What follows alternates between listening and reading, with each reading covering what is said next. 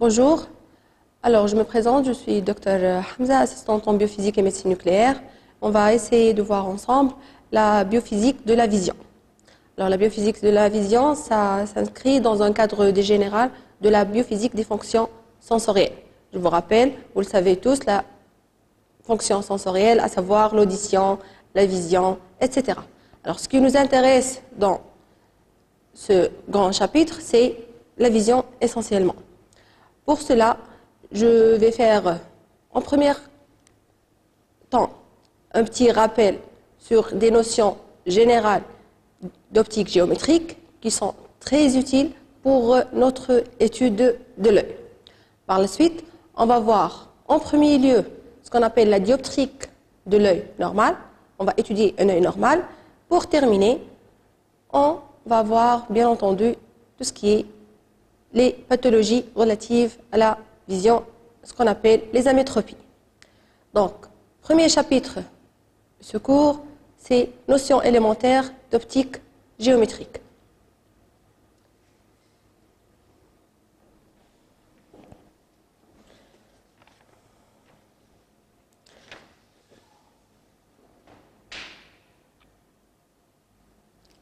Alors, par définition, la vision, c'est l'élaboration d'une sensation à partir d'une information de type lumineuse.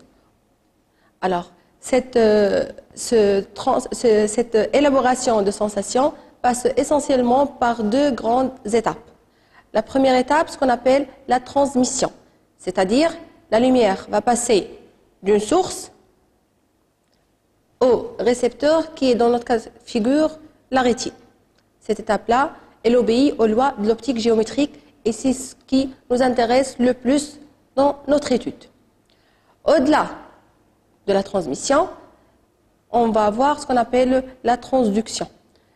La transduction, finalement, c'est quoi? C'est la transformation de cette information lumineuse en information nerveuse. Cette transformation se produit au sein même de la rétine, puis cette transformation, cette information lumineuse va passer à travers le nerf optique pour arriver aux aires visuelles primaires au niveau de notre cerveau où il y aura l'interprétation de cette information nerveuse. Donc, pour récapituler, il y a deux grandes parties, deux moyens d'études différents. Pour ce qui est de la transmission, c'est l'optique géométrique, c'est ce qui nous intéresse le plus. Au-delà, la transduction, c'est plutôt de la part de la physiologie oculaire et on ne va pas voir cette partie tout au long de ce chapitre-là. Donc on va passer directement au premier chapitre, à savoir rappel élémentaire d'optique géométrique.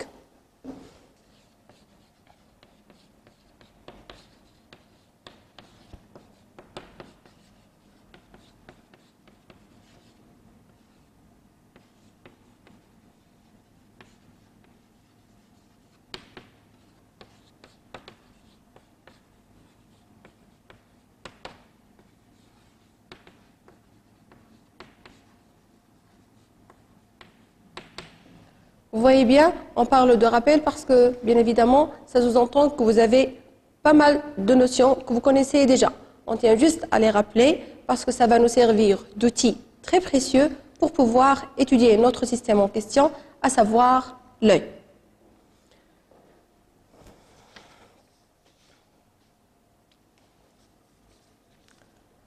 Donc, comme généralité, on doit étudier, bien évidemment, premièrement, le signal. On s'intéresse à la lumière.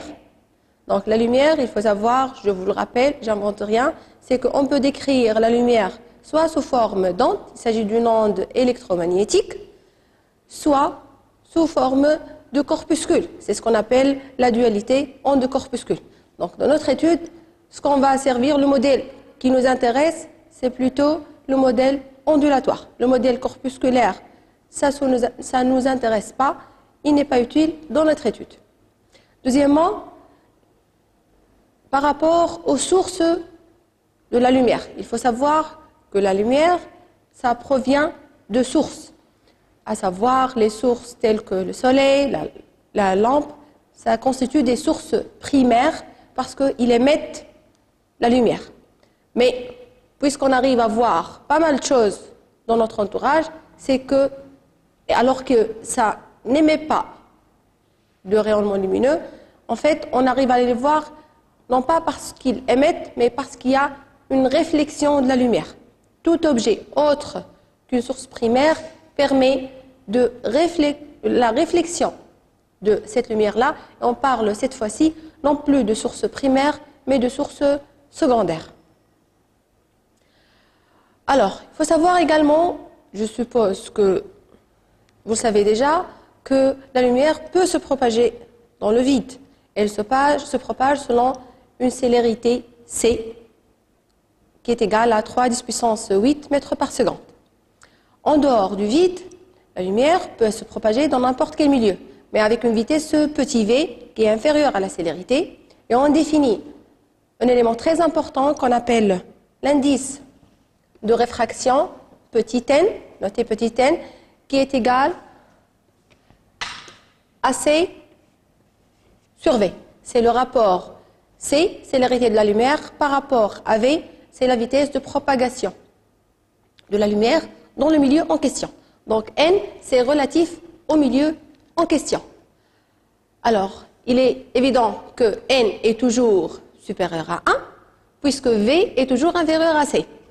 Et cet indice de réfraction, finalement, ça traduit quoi? Ça traduit la capacité d'un milieu donné à ralentir la lumière, à ralentir la propagation de la lumière. C'est pratiquement la traduction de cet indice de réfraction. Cet indice de réfraction, il varie entre une valeur qui se rapproche de 1 pour l'air, pour atteindre plus que 2, je me souviens, 2,3 je pense, pour le diamant. Donc pour chaque milieu, il y a un indice qui lui est caractéristique, qui lui est spécifique. Alors on a terminé avec ces généralités que je suppose que vous les connaissez parfaitement. On va définir maintenant ce qu'on appelle le système optique.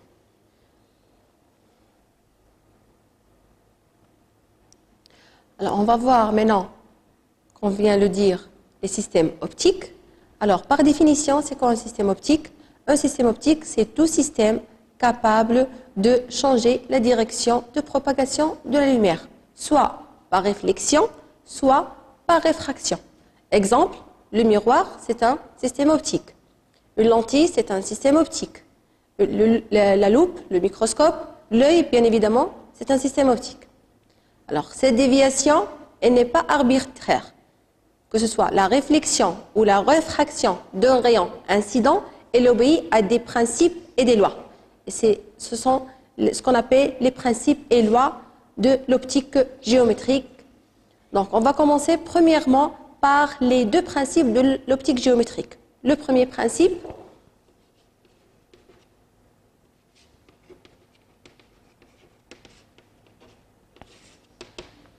alors, on énonce le premier principe.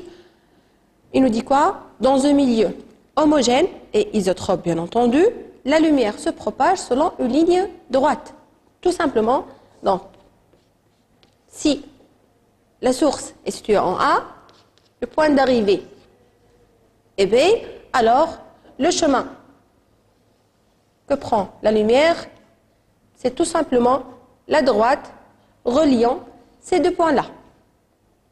C'est le chemin le plus court qu'emprunte la lumière dans un milieu homogène et isotrope. C'est ce qu'on appelle le principe de propagation rectiligne de la lumière. Pour ce qui est du deuxième principe,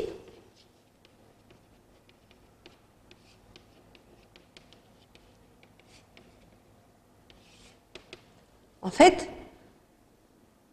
il faut savoir qu'à partir de ce deuxième principe, ce qu'on connaît, c'est que le trajet suivi par la lumière est indépendant du sens de propagation. Je répète, le trajet suivi par la lumière est indépendant du sens de propagation. C'est-à-dire, je m'explique, toujours avec mes deux points A et B, si le point A est la source de la lumière et le point B, c'est le point d'arrivée, alors on est tous d'accord que le chemin emprunté par la lumière est celui-là.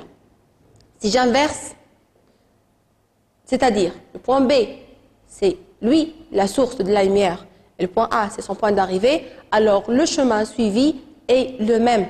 C'est juste, je change de sens. Mais la droite est la même. C'est ce qu'on appelle le principe du retour inverse de la lumière. C'est ça, les deux principes, ce sont des constatations. À partir de ces deux principes-là, on va déduire ce qu'on appelle les lois de l'optique géométrique et plus précisément les lois de Snell et Descartes. Alors, on distingue trois lois de l'optique géométrique. La première loi.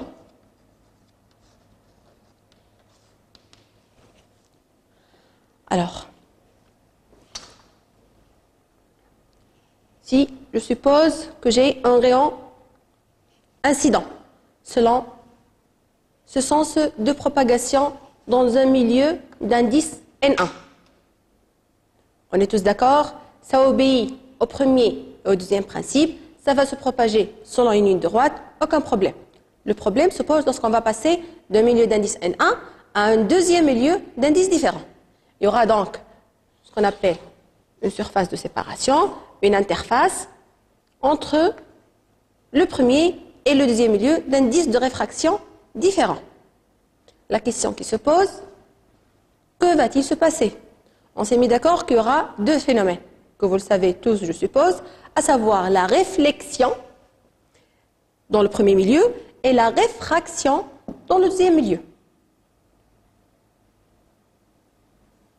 On va s'intéresser en premier lieu à la réflexion, à partir de la première loi de l'optique géométrique.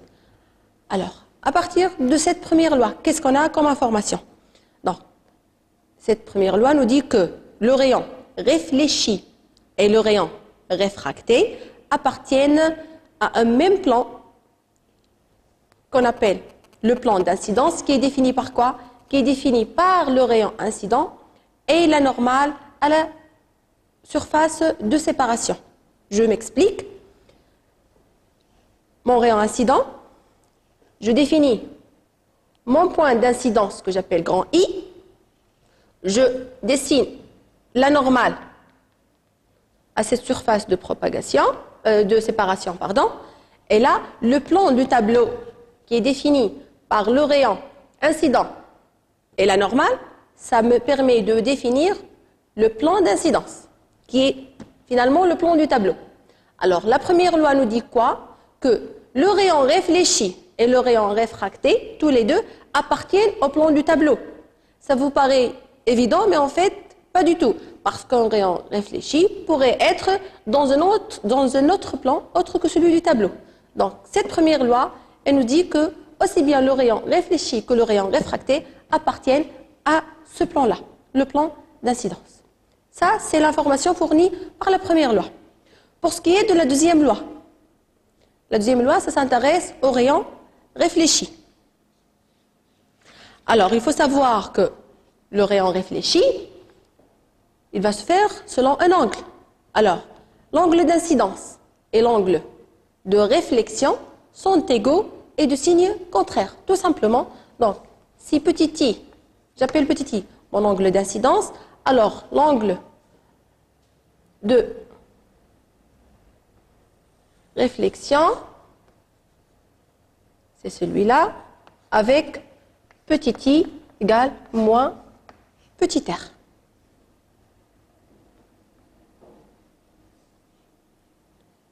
Pour ce qui est de la troisième et la dernière loi, et vous le devinez tous, je suppose, ça va s'intéresser au rayon réfracté, parce qu'on n'a plus de problème avec le rayon réfléchi.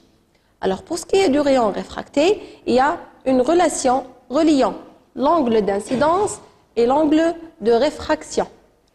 Alors, il faut savoir que l'angle d'incidence et l'angle de réfraction sont liés par la relation N1 sinus I égale N2 sinus I'. Donc, pour représenter la marche du rayon réfracté, je prolonge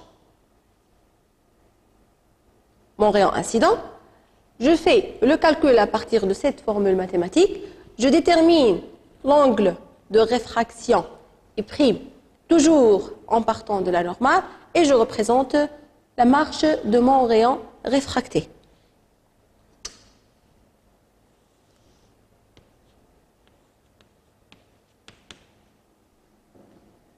Alors, une petite remarque, si I et I' sont petits, j'aurai sinus I c'est à peu près est égal à I, sinus I' est égal à peu près égal à I', et j'aurai N1 fois I égale N2 I'. Également, je peux le noter de cette forme-là, ce qu'on appelle la loi de Kepler.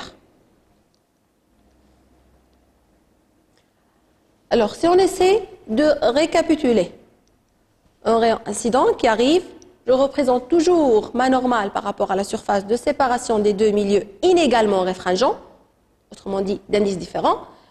Le rayon réfléchi ne pose pas de problème parce qu'il y a égalité des angles avec un signe moins près.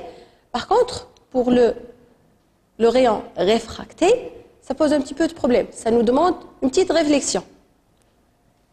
Si je reviens à ma relation, si je suppose que N1 est supérieur à N2, un premier cas de figure, N1 supérieur à N2. Donc, je dis que la lumière, le rayon incident, va passer d'un milieu N1, d'indice N1, à un milieu qui est moins réfringent, d'indice plus faible.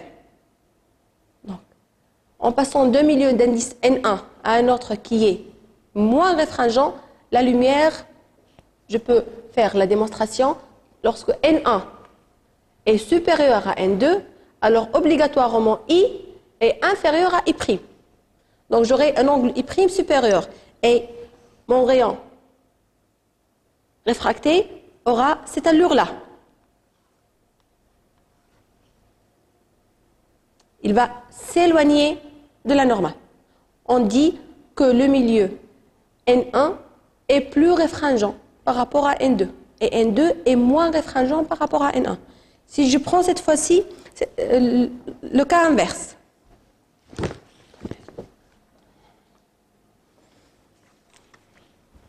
le cas inverse, c'est-à-dire N1 qui est inférieur à N2. Alors la lumière va passer d'un milieu à un autre qui est plus réfringent. Donc, N1 inférieur à N2, donc obligatoirement I est supérieur à I'. Et j'aurai un angle de réfraction qui est inférieur à l'angle I. On parle de milieu N2 qui est plus réfringent. Le rayon va se rapprocher de la normale. Donc on a terminé avec les lois et les principes de l'optique géométrique qui sont des outils très précieux pour étudier notre système optique, n'importe quel système optique et surtout, ce qui nous intéresse, notre œil. Donc, après avoir défini les lois et les principes qui régissent notre optique géométrique, on revient à notre système optique qu'on vient de définir. Je vous rappelle, il s'agit d'un système capable de changer la direction de la lumière. Donc, pour un système optique, on le schématise de cette manière. Un système optique quelconque. Pour tout système optique, je dois définir un axe optique, c'est ce qu'on appelle l'axe optique, qui doit avoir un sens. C'est le sens de propagation de la lumière. On doit se mettre d'accord que le sens de propagation de la lumière tout au long de ce chapitre, de ce cours même, c'est de gauche à droite. On ne joue pas avec le sens de propagation de la lumière. C'est une convention entre nous. Donc finalement, notre système optique, il va dévier des rayons lumineux. Un rayon qui arrive dans ce sens, on s'est dit bien qu'il peut réfléchir une partie de la lumière, mais ce qui nous intéresse le plus dans l'étude de nos systèmes, c'est ce qui passe dans le deuxième milieu, le rayon réfracté. Donc un rayon incident, il arrive dans un système optique qui a telle axe optique principal et le rayon émergent va quitter tout en étant dévié. Si j'appelle petit a un point de l'axe optique, ce qu'on appelle l'objet, c'est par définition, c'est quoi un objet ponctuel? C'est le point d'où proviennent les rayons incidents. Ça, c'est un rayon incident. L'intersection de deux rayons incidents, c'est le point A. On parle d'un point objet.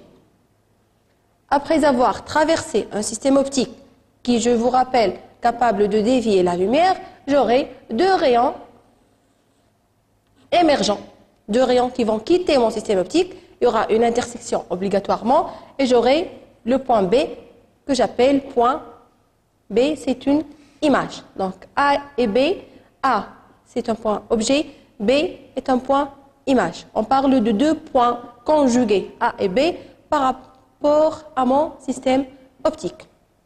D'une manière générale, comment je peux définir un objet et une image? Alors, il faut savoir que l'objet, c'est le lieu d'où proviennent ou paraissent provenir les rayons incidents. Je m'explique. Dans ce cas de figure, par exemple, les rayons proviennent de A, passent par A. C'est une intersection de deux rayons incidents. Donc A est un objet.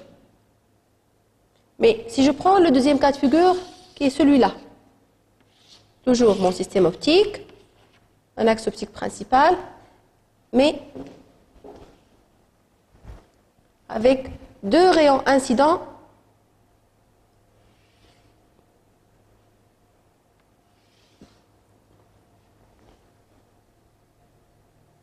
alors, la définition me dit que le point objet, c'est d'où proviennent mes rayons incidents. Mais malheureusement, mes rayons arrivent non pas en convergent, mais en divergent. Alors, où est-ce qu'il est le point d'incidence? Finalement, c'est le prolongement.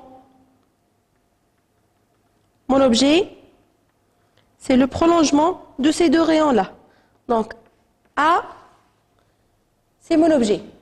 Mais cette fois-ci, il n'est pas réel parce que ce n'est pas l'intersection proprement dite des rayons incidents, mais c'est l'intersection de leur prolongement. On dit que A est un objet virtuel. De la même manière, je peux définir une image. Une image, c'est quoi? C'est le lieu d'où arrivent ou semblent arriver les rayons émergents cette fois-ci. Donc dans ce cas de figure, les rayons émergents, leur intersection me donne le point B. B est dit une image réelle. Dans le cas contraire, où les rayons émergents, leur intersection, c'est plutôt celle de leur prolongement, j'aurai une image plutôt virtuelle et non pas réelle. Donc si j'essaie de récapituler par rapport à mes espaces objet réel, image réelle, je dirais que l'objet est dit réel s'il se trouve avant la face d'entrée d'un système optique. Par ailleurs, au sein même du système optique et après, il est dit objet virtuel. Pour ce qui est de l'image, une image est dite réelle si elle se trouve après la face de sortie d'un système optique. Par ailleurs, elle est dite virtuelle.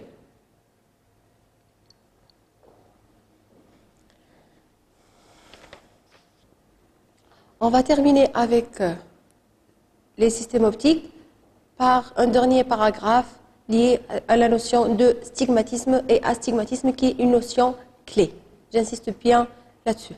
Alors, il faut savoir que lorsque les rayons issus d'un système optique donné partant d'un point objet réel que j'appelle petit a, grand A, pardon.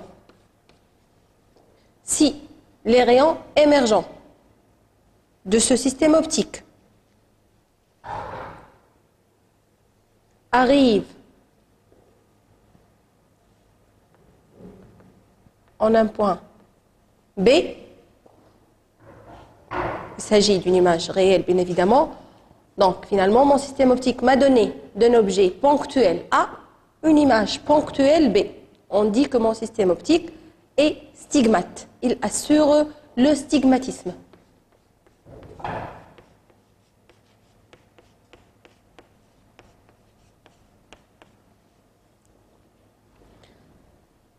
Dans le cas contraire,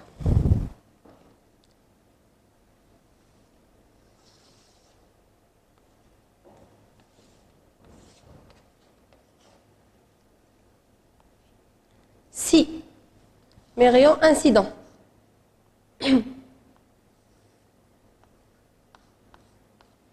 quittent le système optique, arrivent au système optique et les rayons émergents arrivent, mais dans l'image n'est plus un point, mais toute une tache. Donc l'image d'un point n'est plus un point, comme c'est le cas dans cette représentation, mais plutôt une tache. Alors mon système optique n'est plus fidèle. On parle d'un système qui est astigmate. Il s'agit d'un astigmatisme.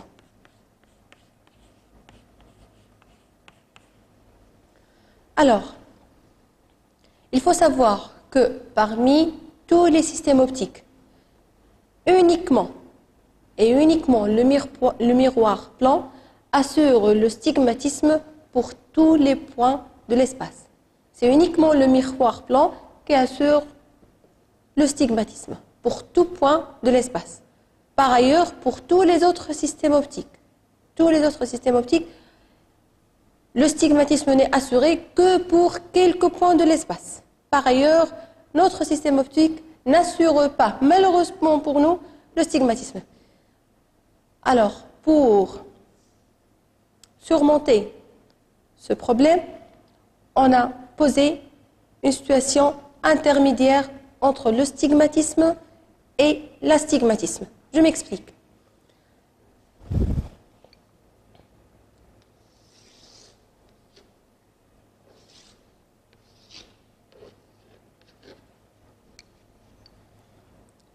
Je pars toujours d'un objet ponctuel A, qui est l'intersection de deux rayons incidents, et les rayons émergents seront sous cette forme-là. Par exemple, dans ce sens-là. Alors, je suppose ce que vous observez, l'image de A, c'est un point B. Mais en réalité, si vous vous rapprochez et vous prenez ma place, ce n'est pas un point. C'est en fait deux points qui sont très proches. Mais pour votre œil, votre système d'observation n'arrive pas à distinguer ces deux points. Donc finalement, ce que vous observez, l'image de A, est un point B. Mais ce n'est pas strictement la vraie réalité. Donc on n'est pas dans le cas d'astigmatisme, puisque l'image d'un point n'est pas une tache.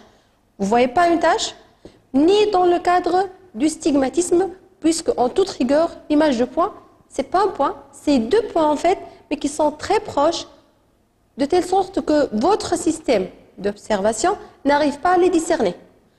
Pour cela, on ne parle plus d'astigmatisme, mais on parle de stigmatisme approché.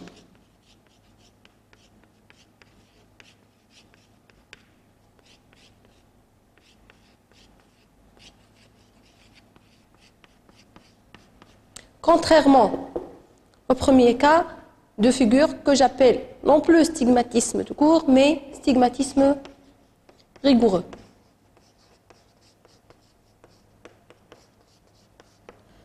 Et c'est à partir de cette situation-là qu'on peut étudier tous les systèmes optiques. Parce qu'on s'est mis d'accord qu'en dehors du miroir plan, aucun système optique n'assure le stigmatisme rigoureux pour tous les points de l'espace. Donc on doit se trouver obligatoirement dans cette condition de stigmatisme approché pour pouvoir étudier n'importe quel système optique. Alors la question qui se pose, quand est-ce qu'on est dans le cadre du stigmatisme approché? Certainement, ce n'est pas pour n'importe quel point de l'espace. Il y a certaines conditions qui régissent le stigmatisme approché et que j'appelle les conditions de l'approximation de Gauss.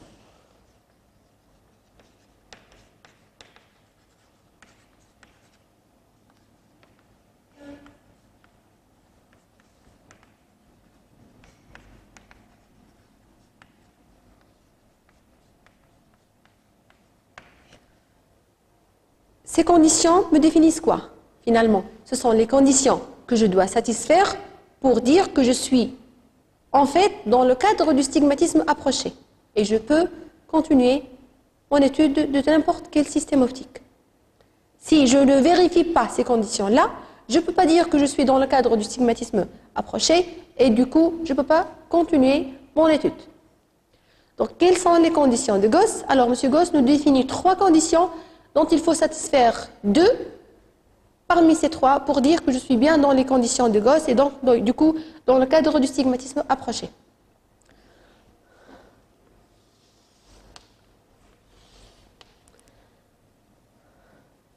Un rayon incident qui arrive sur une surface transparente, mais qui est cette fois-ci sphérique, elle n'est plus plane.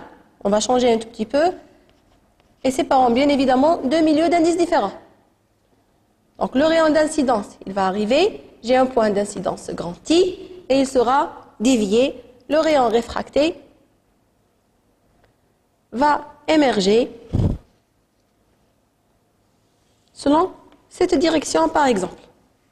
Si on applique bien entendu les lois de l'optique géométrique toujours.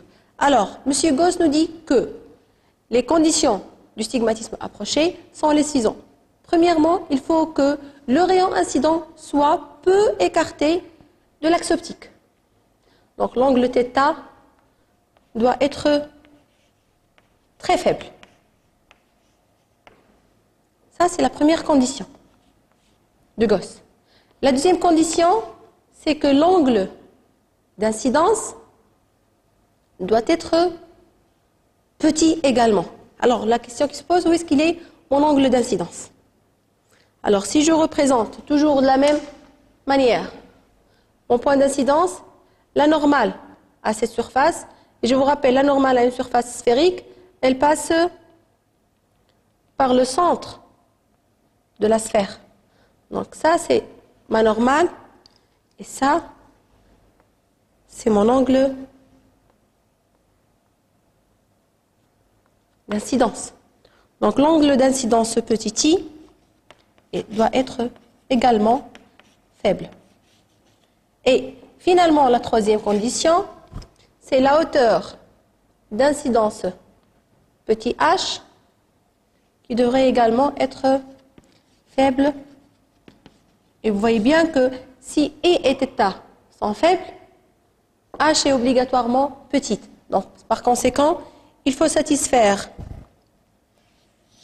à 2 parmi ces 3 conditions pour dire que je suis bien dans les conditions de l'approximation de Gauss et j'ai le droit de parler de stigmatisme approché. Bien.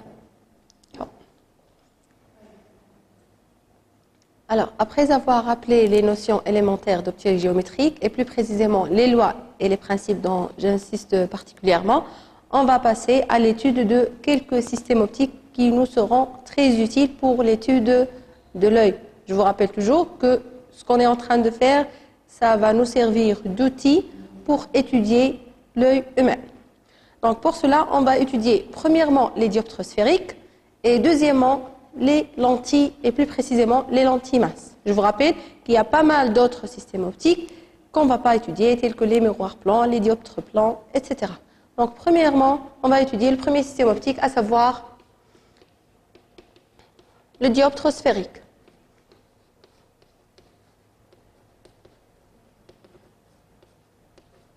Alors, c'est quoi un dioptre sphérique? Un dioptre sphérique, c'est l'ensemble de 2 milieux inégalement réfringents qui sont séparés par une surface sphérique transparente qu'on représente de cette manière. Donc, une surface sphérique transparente séparant 2 milieux inégalement réfringents. Alors, par quoi on caractérise un dioptre sphérique? Il est caractérisé par les indices des milieux d'entrée et du milieu de sortie, par un sommet S, un centre C, un rayon SC et en mesure algébrique, c'est très important. Ça, c'est ce qu'on appelle les caractéristiques d'un dioptre sphérique. Alors, il faut savoir que le dioptre sphérique assure le stigmatisme rigoureux, un terme qu'on connaît parfaitement maintenant, c'est uniquement pour certains points de l'espace, en particulier pour son centre C. Pourquoi? Parce qu'un rayon incident qui arrive en passant par le centre C du dioptre n'est pas dévié. Pourquoi? Parce qu'en fait, l'angle d'incidence, il est nul. Et la fonction sinus, elle s'annule pour un angle nul. Sinus 0, c'est 0.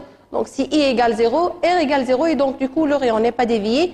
Et donc, le stigmatisme rigoureux dans le dioptre sphérique, il est assuré pour le centre C. Il y a d'autres points, mais pas un nombre très limité de points pour lesquels le stigmatisme rigoureux est assuré. Par ailleurs, si on se contente de stigmatisme rigoureux, notre étude va s'arrêter à ce niveau-là. Donc du coup, on va passer au stigmatisme rapproché, bien entendu dans nos conditions de l'approximation de Gauss, que je rappelle. L'approximation de Gauss, pour qu'elle soit satisfaite, il faut satisfaire à 2 parmi 3 conditions, à savoir un angle d'incidence qui est faible, un rayon qui est peu écarté de l'axe optique et une hauteur petit h d'incidence qui est également faible. Donc, si j'essaie de représenter un exemple, un cas de stigmatisme approché pour un dioptre sphérique, donc le rayon doit être peu écarté de la normale, donc un angle θ qui est faible, un angle d'incidence qui est petit et une hauteur h par conséquent qui est très petite. Alors pour raison de commodité tout simplement, parce qu'il est très difficile de travailler dans cet espace-là. Donc on va agrandir cette portion et vous voyez bien que dans cette partie, on peut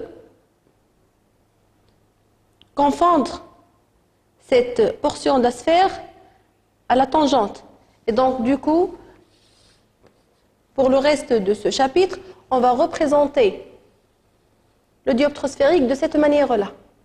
N1, N2, S et C. Donc, juste, on a fait un zoom sur cette partie-là. Donc, juste une façon de représentation, tout simplement.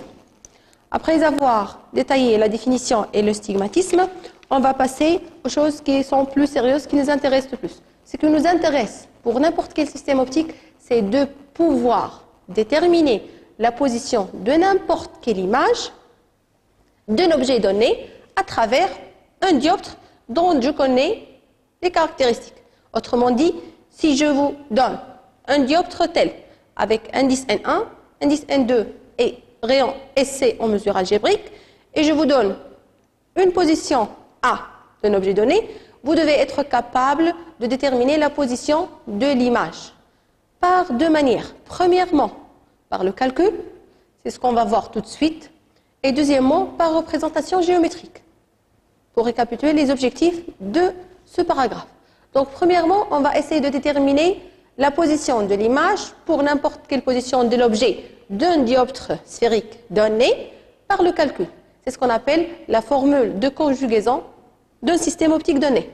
Donc, la formule de conjugaison.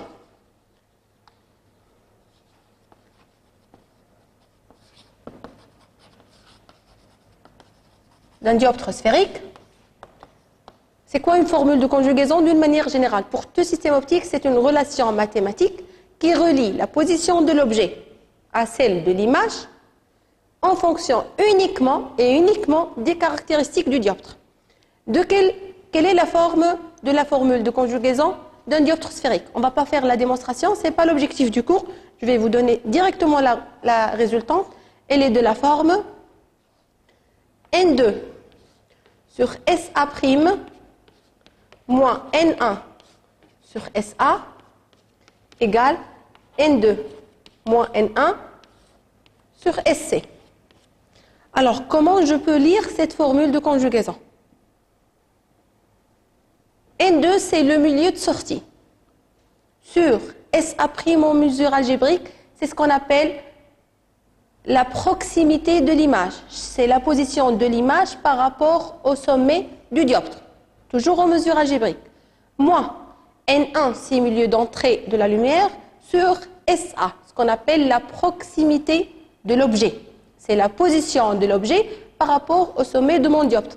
Est égal N2 moins N1, la différence des indices de réfraction par rapport au rayon. Et vous voyez bien que cette relation relie la position de l'image à celle de l'objet en fonction uniquement des caractéristiques du dioptre. Il n'y a aucune donnée autre que les caractéristiques du dioptre. Ça s'appelle la formule de conjugaison d'un dioptre sphérique, origine au sommet. C'est par rapport au sommet. Par analogie, il y a ce qu'on appelle la formule de conjugaison origine au centre. On peut la démontrer, mais ce n'est pas l'objectif. On va se contenter de cette formule de conjugaison d'un dioptre sphérique, origine au sommet. Donc, si je vous donne une position d'un objet donné A, vous êtes capable de déterminer par un calcul simple la position de l'image si vous disposez bien entendu des caractéristiques du dioptre sphérique en question. Je pense que ça ne va pas vous poser de problème. Je peux noter cette formule de conjugaison de la manière suivante. N2 sur petit p', et je dis bien petit p', p' c'est quoi? C'est SA' en mesure algébrique, tout simplement, et qu'on appelle proximité de l'image. Moins N1 sur petit p égale N2 moins N1 sur SC ou grand R. Donc petit p', c'est la proximité de l'image, et petit p, c'est la proximité de l'objet. Donc vous voyez bien, tout ce qui est noté en minuscule, c'est des distances.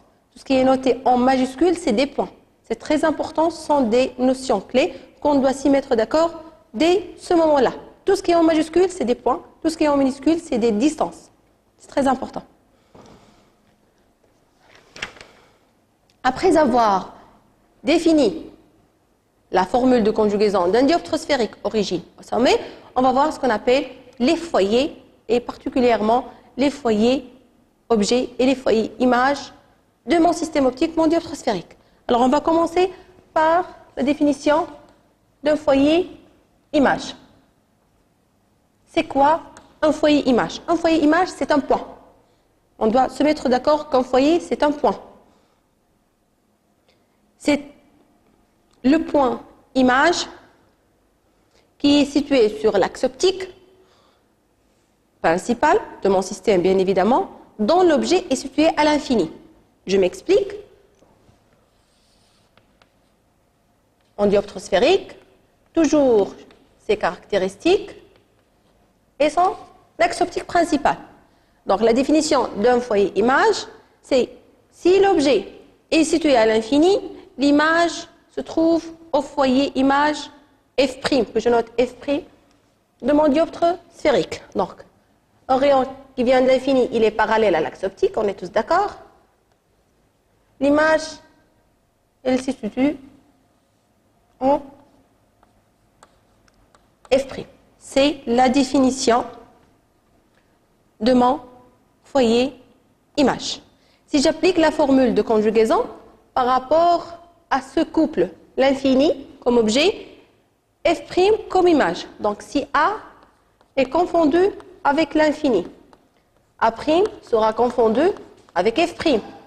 Et si je remplace chaque terme par sa valeur, j'aurai la distance SF' en mesure algébrique qui sera égale à N2 sur N2 moins N1 sur SC.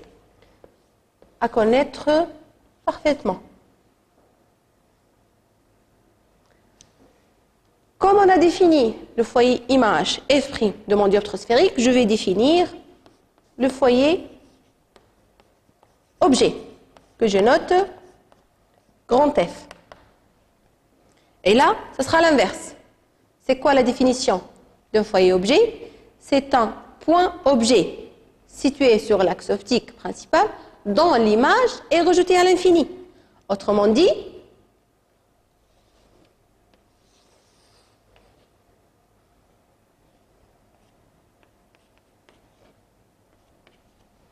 un rayon incident qui arrive en passant par F, le foyer-objet, l'image sera à l'infini. Donc, le rayon émergent va partir parallèlement à l'axe optique principal. De la même manière, si je remplace ce F par A, plutôt A par F, et A' par l'infini, j'aurai la distance focale objet, SF, qui est égale à moins N1 sur N2, moins N1 SC. À connaître parfaitement. Comme on a défini le foyer image et le foyer objet, je peux également définir les distances focales image et les distances focales objet. Bien entendu, distance, ça sera en minuscule. Donc, c'est quoi une distance focale image? C'est tout simplement SF', que je note petit f'. Petit f', c'est la distance focale image. Et petit f, c'est la distance focale objet, tout simplement. Alors, deux remarques très importantes à partir de ces deux relations-là. Vous voyez bien, premièrement, si j'effectue le rapport SF sur SF', vous voyez bien qu'on aura un signe moins. Donc, SF sur SF' est une entité négative. C'est-à-dire, en fait, si les mesures algébriques SF et SF' sont de signes contraires, c'est que tout simplement F et F' sont de part et d'autre de S. Si F est de ce côté-là, obligatoirement F' est de l'autre côté. Et inversement. Et donc, si elles sont de part et d'autre, c'est qu'ils sont de même nature. Pourquoi? Parce que si F est en avant,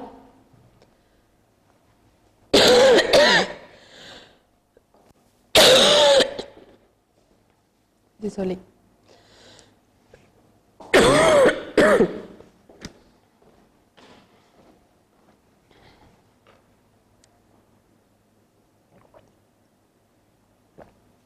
مش تقصها هذه نعاودوا من SF بري.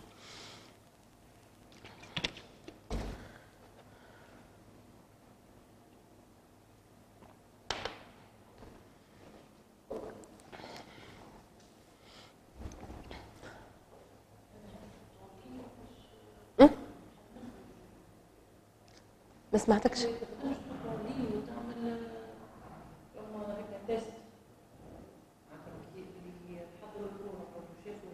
اي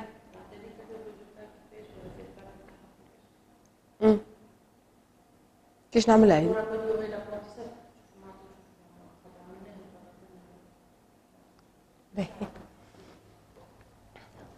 Alors, deux remarques importantes par rapport à ce qu'on vient de voir. Si on effectue le rapport SF sur SF', on aura un rapport qui est de la forme moins N1 sur N2, qui est une entité négative, puisque les indices de réfraction sont toujours positifs. Autrement dit, SF en mesure algébrique par rapport à SF' sont de signes opposés. Et donc, ça signifie que F et F' sont de part et d'autre de S. Et donc, ils sont de même nature. Si SF est négative, et SF' est positif. Donc, F est avant S et F' après. Et donc, ils sont tous les deux réels. Dans le cas contraire, tous les deux, ils sont virtuels. Donc, F et F', ce qu'on doit retenir, c'est qu'ils sont, pour un dioptre sphérique, de même nature et de part et d'autre de S. Deuxième chose qui est très importante, si on effectue la somme SF plus SF', la somme sera égale à SC. SF plus SF' égale SC. C'est-à-dire quoi? C'est-à-dire que F et F' sont symétriques par rapport au milieu de SC.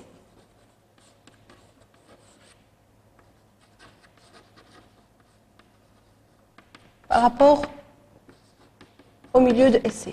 Donc, si je récapitule, pour un dioptre sphérique donné, SC, si F elle est de ce côté-là, alors obligatoirement, F' est là. Elles sont symétriques par rapport au milieu de SC. Et inversement, dans le cas contraire.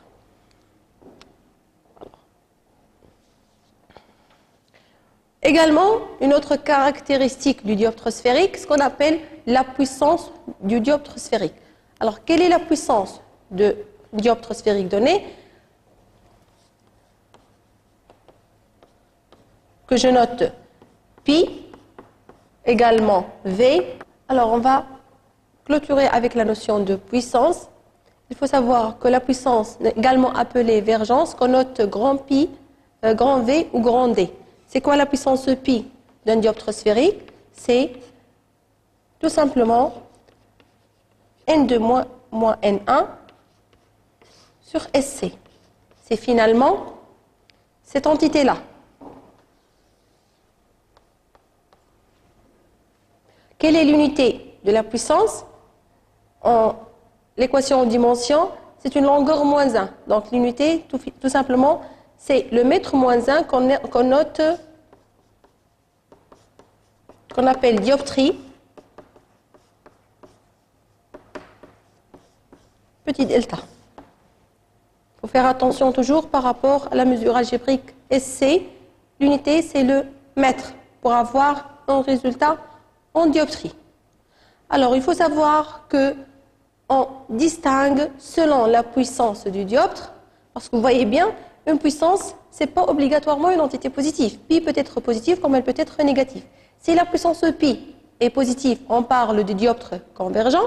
Dans le cas contraire, il s'agit de dioptre divergent.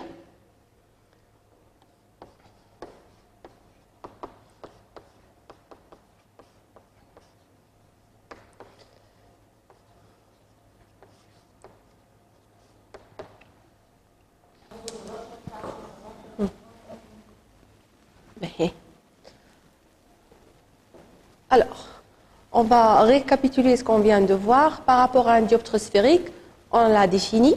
Ses caractéristiques, c'est les indices N1, N2, respectivement des milieux d'entrée et de sortie, et le rayon, et c'est en mesure algébrique toujours. On a défini la formule de conjugaison d'un dioptre sphérique origine au sommet, qui est de cette forme-là. Et je vous rappelle, le deuxième terme, ça correspond finalement à la puissance pi du dioptre. SF, c'est la distance focale objet, elle est de la forme moins N1 sur pi. Et SF', la distance focale image, elle est de la forme N2 sur pi. Alors, une petite remarque avant de passer à la deuxième partie de ce cours. Pour un dioptre convergent, on a dit que la puissance, pi, elle est positive. Donc, autrement dit, si pi, elle est positive, SF', elle est positive, et SF, elle est négative. Donc, finalement, pour un dioptre convergent, la puissance, elle est supérieure à 0. F et F' sont tous les deux réels, puisque SF est négatif, donc F est avant S, et F', elle est après S. Donc, un dioptre convergent peut être représenté de cette façon-là, avec une puissance qui est positive. F, elle est de ce côté-là. F', elle est symétrique par rapport au milieu de SC. Et ils sont tous les deux réels. Dans le cas contraire, pour une puissance qui est négative, un dioptre qui est divergent, SC, donc pi négative, donc finalement SF', elle est négative. Donc F', il faut faire attention, elle est de ce côté-là. Donc le foyer image d'un dioptre divergent, il est virtuel. Et F, le symétrique par rapport au milieu de SC, le foyer objet d'un dioptre sphérique divergent, il est également virtuel. Après avoir détaillé les caractéristiques, disons, mathématiques d'un dioptre sphérique, et qui nous permettent de deviner la position de n'importe quelle image d'un objet donné en s'aidant des caractéristiques de notre dioptre, on va essayer de déterminer cette position, non plus par le calcul, mais cette fois-ci par la représentation graphique. Et pour cela, on aura besoin de rayons caractéristiques. Alors, les rayons caractéristiques pour un dioptre convergent. Le premier rayon que je maîtrise parfaitement, qui est le plus simple, c'est celui qui passe par le centre C. Un rayon qui passe par C, on est tous d'accord, il n'est pas dévié. Le deuxième rayon, c'est celui qui arrive en passant par le foyer objet. Par définition, un rayon qui arrive en passant par F, il émerge parallèlement à l'axe optique. Et finalement, le troisième rayon, c'est celui qui arrive parallèlement à l'axe optique. Il va émerger en passant par le foyer image.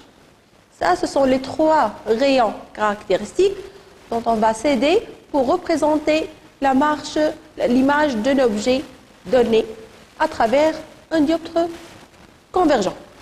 On va passer cette fois-ci pour le dioptre divergent. Toujours la même logique. Un rayon qui passe par le centre C de mon dioptre sphérique divergent, il n'est pas dévié.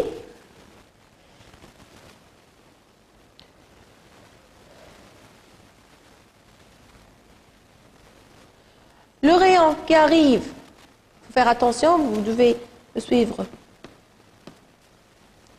Le rayon qui arrive en passant par F, il va émerger parallèlement. Sauf que F, il est situé après F, il est virtuel. Donc le rayon, il ne va pas passer vraiment par F, mais il va sembler passer par F. Donc, si je prolonge en pointillé ce rayon incident, il ne passe pas vraiment par F, mais son prolongement passe par F. Il va quitter parallèlement à l'axe optique. C'est l'équivalent de ce rayon-là pour le dioptre convergent. Et finalement, le troisième rayon, c'est celui qui arrive parallèlement. Il va quitter en passant par le foyer image, par F'.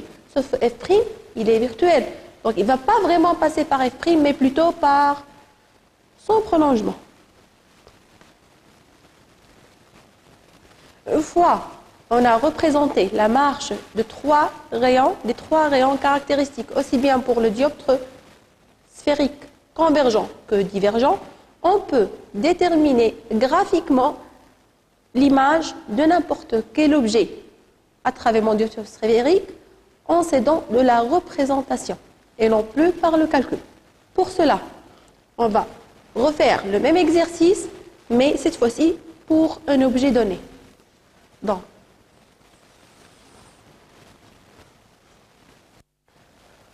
premier cas, un dioptre sphérique toujours convergent, c'est le cas le plus simple. Donc, on commence toujours par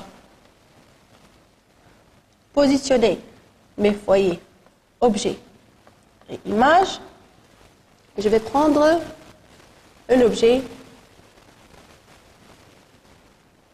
un segment de droite A, B.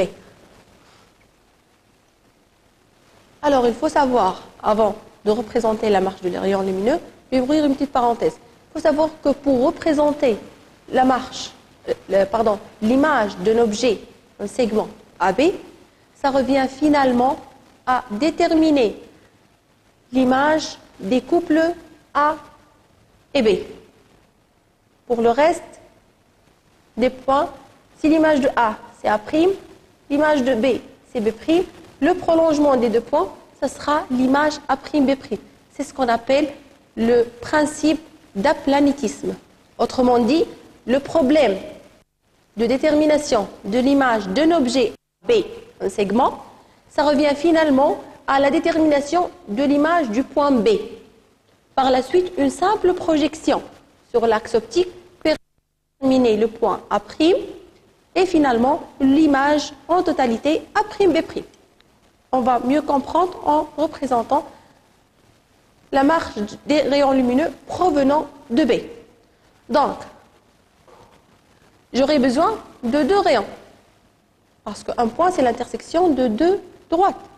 Donc, finalement, l'image de B, le premier rayon, c'est celui qui va passer par C, et qui n'est pas dévié. Le deuxième rayon, c'est celui qui va arriver parallèlement à l'axe optique et qui va passer par F'.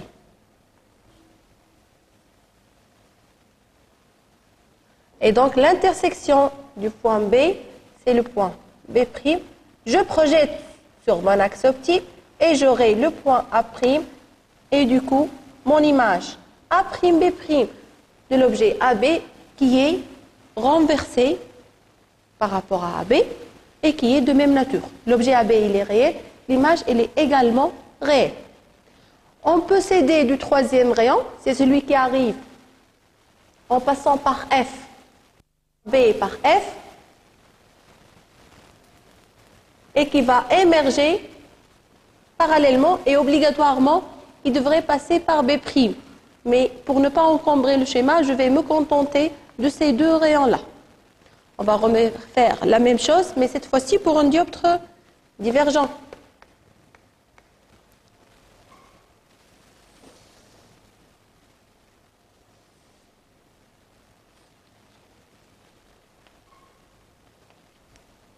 Il faut faire toujours attention en positionnant les foyers.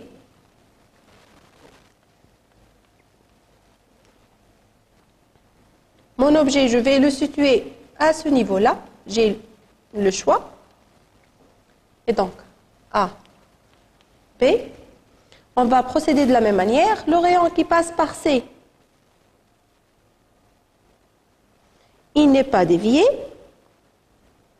Ça, c'est mon premier rayon. Le deuxième rayon, je vais prendre par exemple le rayon qui arrive parallèlement.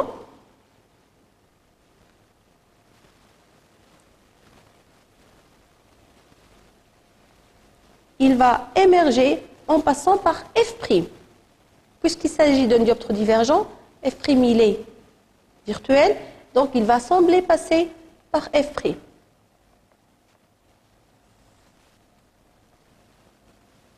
Où est-ce qu'elle est l'intersection de ces deux rayons?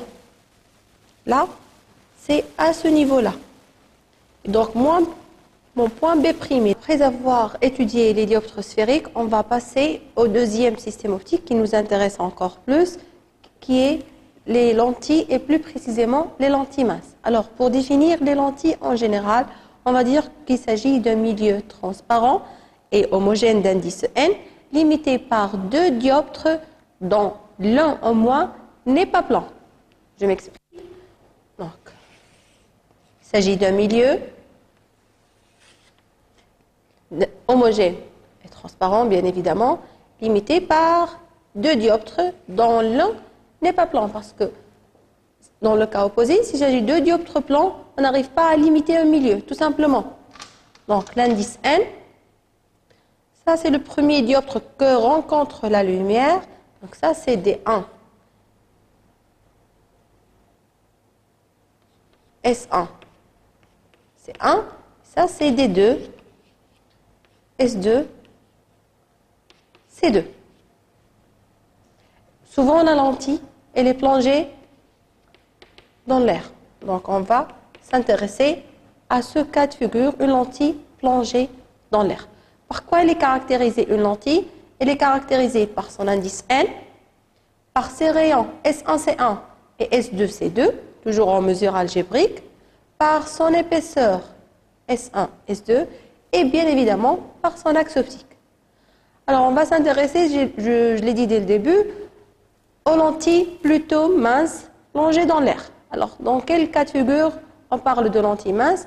Tout simplement lorsque l'épaisseur petit e, qui est égale à S1, S2, elle est très inférieure au rayon R1, qui est S1, C1, et très inférieure à R2. Dans ce cas de figure, je peux parler de lentille mince, que je note grand L, grand M, et j'ai le droit de dire que S1 est confondu avec S2, que je note S, il s'agit du centre et du sommet seront confondus de ma lentille mince. Alors, pour une lentille mince plongée dans l'air, il faut savoir que le stigmatisme rigoureux est assuré uniquement pour S. Le rayon qui passe par S n'est pas dévié. Par ailleurs, on a le droit de travailler que dans les conditions de Gauss. On va procéder de la même manière avec le même plan que le dioptre sphérique. Donc, premièrement, on va voir la formule de conjugaison.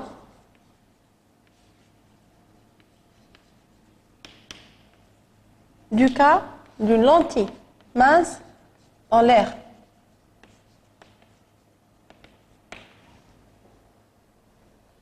Alors, on ne va pas faire la démonstration, je vais vous donner juste le résultat. La formule de conjugaison, elle est de la forme 1 sur SA' moins 1 sur SA est égal à pi. Pi, c'est la puissance de ma lentille mince. SA' et SA, ce sont les proximités respectivement image et objet. Et 1, pourquoi 1? C'est parce que ma lentille, tout simplement, elle est plongée dans l'air. Pi, il est égal à n-1, 1 sur R1, moins 1 sur R2. Mais ce que je vous demande de connaître, c'est uniquement cette relation. Après avoir déterminé la formule de conjugaison de lentille mince qui va nous permettre de deviner la position de n'importe quelle image d'un objet donné si on connaît la puissance de notre lentille mince, je vais enchaîner et je vais déterminer les foyers. Je vais commencer par le foyer objet d'une lentille mince plongée dans l'air. Alors, c'est quoi la formule de conjugaison c'est quoi le foyer objet d'une lentille mince plongée dans l'air? La définition, elle est la même. Un foyer objet que je note grand F, c'est une position, c'est un point de l'axe optique dont l'image est située à l'infini. Donc, si je remplace A par F, A' sera à l'infini et tout simplement, j'aurai 1 sur, directement, SF est égal à moins 1 sur pi. Et SF, je peux nommer également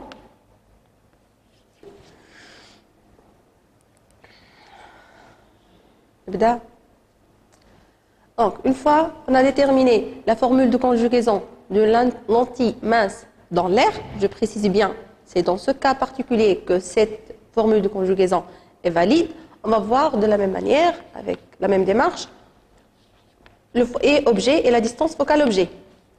Alors, la définition, elle est la même. Un foyer objet, c'est la position. C'est un point positionné de l'axe optique pour un objet dont l'image est située à l'infini. Donc, si A correspond à F,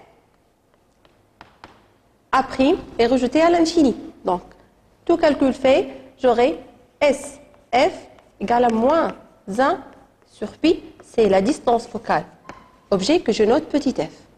De la même manière, le foyer, image, grand F'. La définition est la même, c'est le point image de l'axe optique dont l'objet est situé à l'infini. Donc, si A' correspond à F', A est à l'infini. Et donc, tout calcul fait, j'aurai SF' est égal à 1 sur pi, c'est la distance focale image que je note petit f'. Et vous voyez bien que SF sur SF' est égal à moins 1.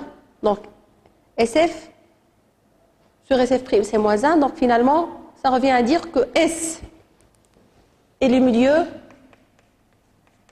de FF', tout simplement. Et la deuxième remarque, la somme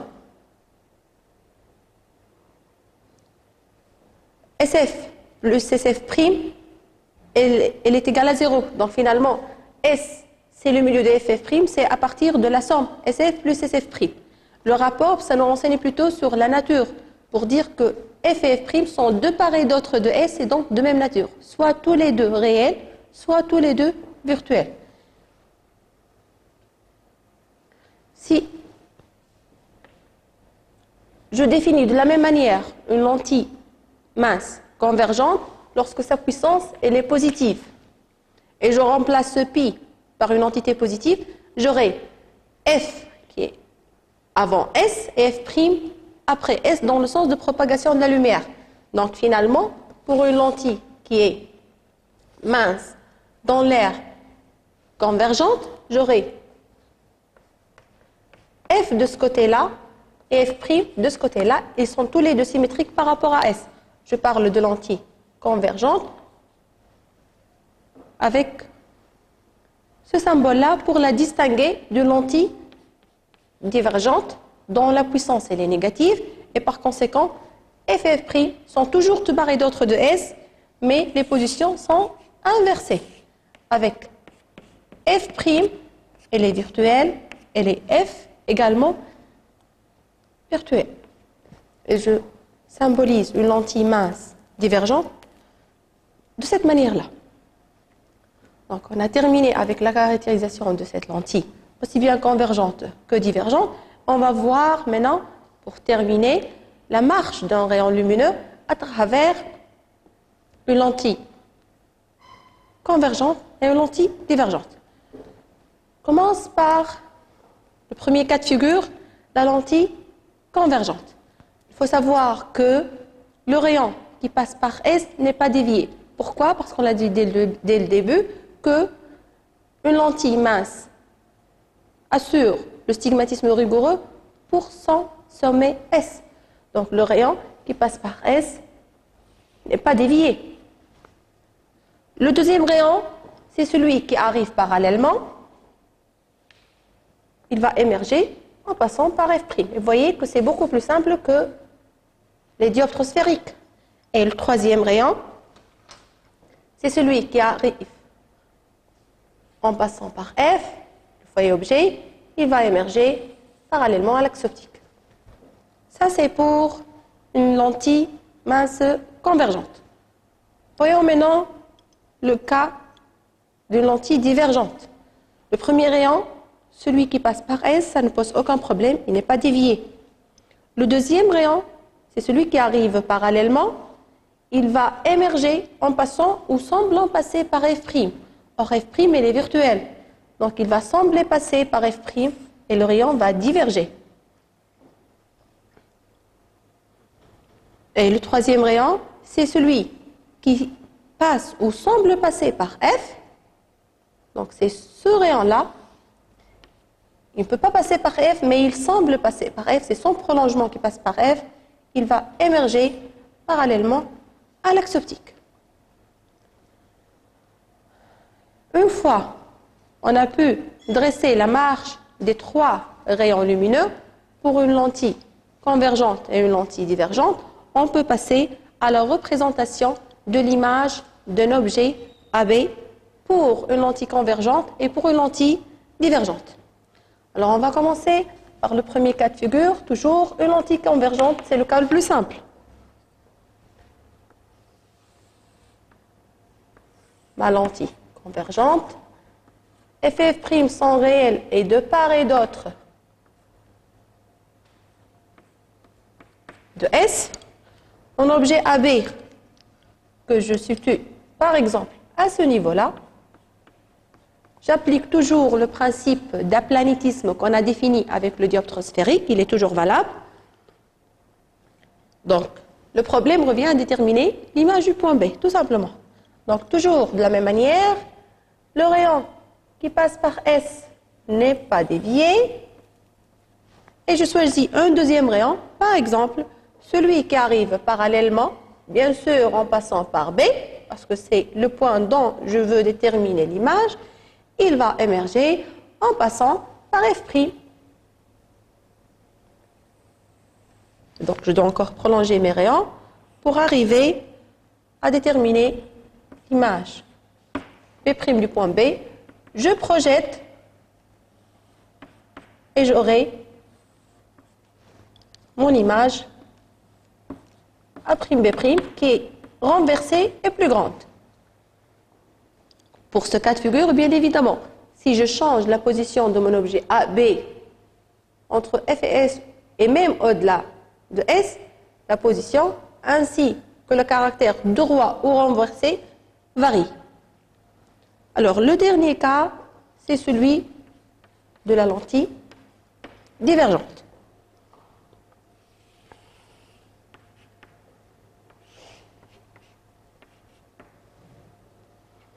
Mon sommet S, mes foyers F et F', qui sont cette fois-ci virtuels, je situe mon objet, par exemple, à ce niveau-là, A, B. Alors, je procède toujours de la même manière. Je choisis 2 parmi 3 rayons, comme vous voulez. Le plus simple, c'est celui qui passe par S, qui n'est pas dévié.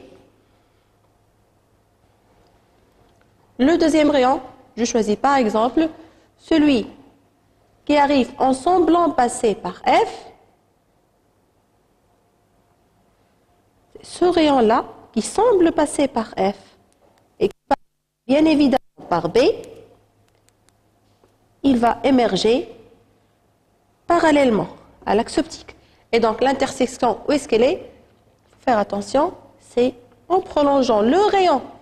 L'image, c'est l'intersection des rayons émergents, celui-là et celui-là. Donc je prolonge et j'aurai mon point B', et donc par conséquence, mon image A'B', que j'aurais dû représenter en pointillé parce qu'il s'agit d'une image virtuelle.